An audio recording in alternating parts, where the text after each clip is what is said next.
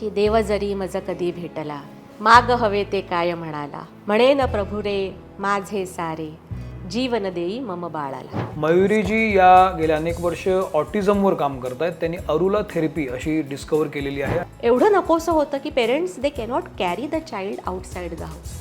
तुम्ही जी आता अरुला थेरपी डिस्कवर केलेली आहे त्याचं कारण काय झालं की आपण असं काहीतरी करायला पाहिजे? या आईने काय केलं होतं, असं दोर असतो ना, दोर त्याच्या कमरेला बांधलेला होता. And Y mother is the best therapist. आता हे प्रत्येक आईने ऐकायचं आहे. ऑटिस्टिक मुलं अशी असतात का? अरे आणि अगदी याच्यावरनं मस्त मुद्दा काढला की 8 महिन्याच्या अरुला थेरपी नंतर she was in a phase that कि मैम अभी उसको CBSE में डालूं या ICSE. Oh my god. अच्छा.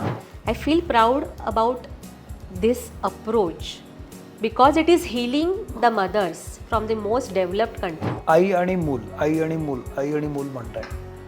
बापाचं काय असतं की नाही? बापानं काय करायला महत्वाचा पाहिजे? प्रश्न विचार. किती महत्वाचा प्रश्न विचारलास तू. ऑटिझम हा पूर्ण बरा होतो का?